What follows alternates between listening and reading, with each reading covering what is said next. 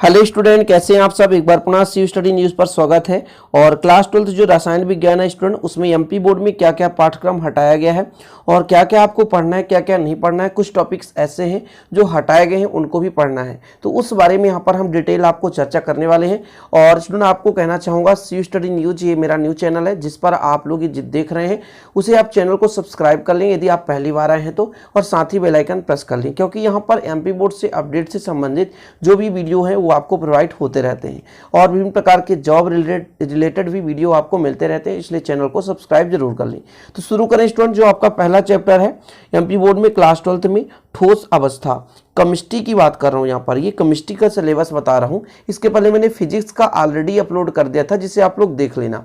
बहुत सारे बच्चों का डिमांड था कि सर केमिस्ट्री में क्या क्या पढ़ना है, क्या क्या नहीं पढ़ना, उन चीज़ों के बारे में चर्चा करेंगे। तो जो आपका चैप्टर 1 है स्टूडेंट, इसमें आपको विद्युत गुण और चुंबकीय गुण।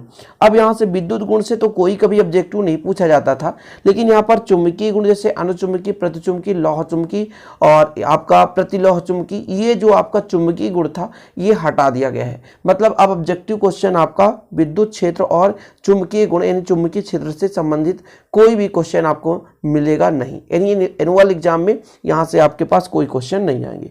यहाँ तक कि आप हाफ ईयरली में भी तैयारी करेंगे तो इनके क्वेश्चन नहीं पूछे जाएंगे, ध्यान रखना है। ओके, चलिए चैप्टर 2 था स्टूडेंट, है ना, जिस चैप्टर का नाम था विलयन। इसमें स्टूडेंट आपका असामान्य मोलर द्रव्यमान, ये कभी आज तक ना पूछा गया है और ना कभी पूछा जाता है, तो इसे हटाने का कोई तात्पर्य नहीं रह गया। कुल मिलाकर चैप्टर 2 जितना हम पढ़ाते हैं उसको आपको पूरा पढ़ना है।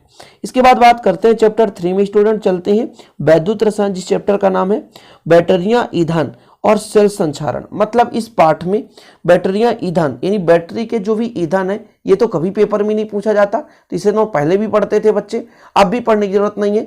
यहाँ पर एक क्वेश्चन बहुत इंपॉर्टेंट है, वो जो संचारण है, ये हमेशा क्वेश्चन पूछा जाता है और इसको मैंने ऑलरेडी पढ़ा भी दिया स्टूडेंट, भले ही हट गया लेकिन मैं कोर्स करा रहा हूँ, ताकि आप लोग आगामी समय में किसी भी टॉपिक्स पर आपको दिक्कत ना हो सके और आपके मन में ये विचार ना आए कि हमने ये टॉपिक्स नहीं पढ़ा है, इसलिए हम वहाँ पर कंप्लीट करा रहे हैं। चैप्टर 4 में रासायनिक बल गतिकी में स्टूडेंट बात करें तो रासायनिक अभिक्रिया में जो संघट्ट का सिद्धांत है ये हट गया है। संघट्ट मतलब टक्कर होता है, संघट्ट के बाद सक्रण ऊर्जा, देहली ऊर्जा, इनमें जो संबंध होता है ये बिल्कुल हट गया है, इसे नहीं पढ़ना है। बाकी स्टूडेंट अभिक्रिया की कोट या अनुसंगता, ये सब कुछ डिटेल्स से आपको पढ़ाई करना है। चैप्टर 5 में चलते हैं, पृष्ठ तनाव, उत्प्रेरण हटा है और इमल्सन यानी पायस हट गया है। ये पायस बहुत महत्वपूर्ण टॉपिक था जो कि अब प्यारे भाइयों नहीं पूछा जाएगा, एमपी बोर्ड की मैं बात कर रहा हूँ। बाकी इमल्सन तो मान लीजिए उसी को पायस कहते हैं। उत्प्रेरण की बात करें, उत्प्रेरण तो मान लीजिए सामान्य जानकारी है, इसे आप लोग पढ़ लें, पेपर में स्टूडेंट बहुत ही कम पूछा जाता था, लेकिन ये जो आपका पायस है ये आपको नहीं पढ़ना है। तो दो टॉपिक्स हटा है, एक उत्प्रेरण और दूसरा पायस। अगला चैप्टर है चैप्टर नंबर 6, इसमें धातु के निष्कर्षण में क्या क्या नहीं पढ़ना है। ऊष्मागतिकी का सिद्धांत, धातु कर्म का वैद्युत रसायन सिद्धांत, ऑक्सीकरण, शोधन, एल्युमिनियम, कॉपर, जिंक, लोहे का उपयोग। ये उपयोग नहीं पढ़ना है यार, उपयोग तो आपको बेसिक रूप से जानकारी के लिए पढ़ना ही पड़ता है, तो इन्हें आप छोड़े नहीं, ठीक है। ये आप 3 टॉपिक्स ठीक है आप ना पढ़ें, शोधन भी ना पढ़ें, लेकिन उपयोग आपको पढ़ना है, क्योंकि धातुओं का उपयोग दैनिक जीवन में कहाँ कहाँ होता है, पढ़ लेना है। बाकी पेपर के दृष्टिकोण से ये आपके बुक में पॉइंट दिए रहेंगे 6.4, 6.5, 6.6, 6.7, 6.8, तो इन टॉपिकों को नहीं पढ़ना है। ओके, चलिए चैप्टर 7 में क्या क्या हट गया है। नाइट्रोजन का ऑक्साइड बहुत ही महत्वपूर्ण है, अपर रूप है फास्फोरस का, ये भी बहुत महत्वपूर्ण था। फास्फीन भी हट गया है, ये भी बहुत महत्वपूर्ण था। फास्फोरस का हैलाइड, ये भी महत्वपूर्ण था स्टूडेंट। फास्फोरस का ऑक्सी अम्ल और सल्फ्यूरिक अम्ल, ये जितने हैं टॉपिक्स बहुत ही महत्वपूर्ण थे। कुल मिलाकर यहाँ पर आप देखेंगे फास्फोरस टॉपिक ही हट गया है, फास्फोरस टॉपिक ही हट गया। फास्फोरस से संबंधित फास्फीन है, फास्फोरस के हैलाइड हैं, फास्फोरस के ऑक्सी अम्ल हैं, फास्फोरस के अपरूप हैं, नाइट्रोजन के ऑक्साइड हैं, सभी के सभी हट गए, तो इनको आपको किसी भी टॉपिक्स को नहीं पढ़ना है। इसके बाद बात करते हैं डी और एफ ब्लॉक में, तो संक्रमण तत्व की कुछ महत्वपूर्ण यौगिक हटे हैं, ठीक है। तो डी और एफ ब्लॉक में बहुत सारे क्वेश्चन स्टूडेंट मैं आपको कराऊंगा, तब वहां पर आपको पूरा समझाया जाएगा। उपसंयोजी यौगिक में समाव्यपता हट गया है और यौगिकों का महत्व और अनुप्रयोग, यानी लास्ट में ये पॉइंट आपको मिलेंगे 9.8 में, मतलब चैप्टर 9 में 9.8 का मतलब है ये पॉइंट है, उपसंयोजी यौगिक के महत्व और अनुप्रयोग, ये हट गया है। पाली हैलोजन यौगिक स्टूडेंट, इसको आपको नहीं पढ़ना है। बाकी पाली हैलोजन यौगिक कोई दिक्कत नहीं है, जो मैंने कराया है प्यारे भाइयों, प्रीवियस वीडियो भी आप देख सकते हैं। कुछ बच्चे कहते हैं सर पुराना वीडियो हम पढ़ सकते हैं, बिल्कुल हाँ, पुराने वीडियो भी आप देख सकते हैं, बेहतरीन तैयारी कर सकते हैं। आगे आपका है एल्कोहल, फिनाल एवं ईथर स्टूडेंट, इसमें औद्योगिक महत्व में कुछ एल्कोहल ये हटा है, ठीक है, ये हटा है। औद्योगिक महत्व में कुछ एल्कोहल जैसे मिथेनॉल, इथेनॉल बनाने की प्रयोगशाला विधि ये हट गया है, ठीक है।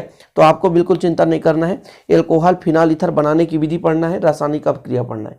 दो ही चीज होता है, जैसे एल्कोहल टॉपिक में क्या क्या पढ़ना पड़ता है स्टूडेंट, तो एल्कोहल बनाने की विधि, एल्कोहल बनाने की विधि पढ़ना पड़ता है और एल्कोहल की रासायनिक अपक्रियाएं। इसके बाद चैप्टर आता है एमीन्स। पहले भाइयों एमीन्स में नाइट्रोजन एरोमेटिक यौगिक के संश्लेषण में डाई एजोनियम लवण का महत्व, यानी डाई एजोनियम लवण हट गया है यहाँ से, ठीक है। आगे जैव अणु में देख सकते हैं, जैव अणु में क्या क्या नहीं पढ़ना है प्यारे बच्चों, तो डाइसेकेराइड नहीं पढ़ना है, जिसमें सुक्रोज, लैक्टोज और माल्टोज, इसे नहीं पढ़ना है। फिर आपका पॉलीसेकेराइड में स्टार्च, सेलुलोज, ग्लाइकोजन, इसको नहीं पढ़ना है। कार्बोहाइड्रेट्स का महत्व नहीं पढ़ना है। फिर एंजाइम नहीं पढ़ना है।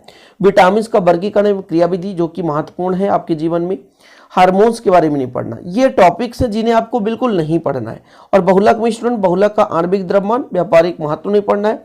दैनिक जीवन में रसायन में आपका शोधन अभिकर्मक, जो कि कभी कोई नहीं पढ़ता था। और भोजन में रसायन, इन चीजों को नहीं पढ़ना है।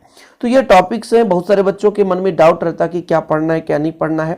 तो इस प्रकार से साइंस का वीडियो भी अपलोड कर दूंगा, बायोलॉजी का स्टूडेंट। अभी ये आपका फिजिक्स मैंने कर दिया था, ये केमिस्ट्री है, और इसी प्रकार मैं मैथ्स का भी अपलोड कर दूंगा। आप चिंता ना करें और आप प्रॉपर रूप से तैयारी करते चलें। और जो भी प्यारे भाइयों अपडेट आता रहता है मैं इस चैनल पर देता रहता हूं, तो प्लीज़ चैनल को सब्सक्राइब कर लें ताकि इसी प्रकार के अपडेट आपको मिलते रहें और आप मिस ना कर पाएँ। मिलते हैं इसी प्रकार अगली वीडियो के साथ बच्चों, तब तक के लिए जय हिंद, वंदे मातरम।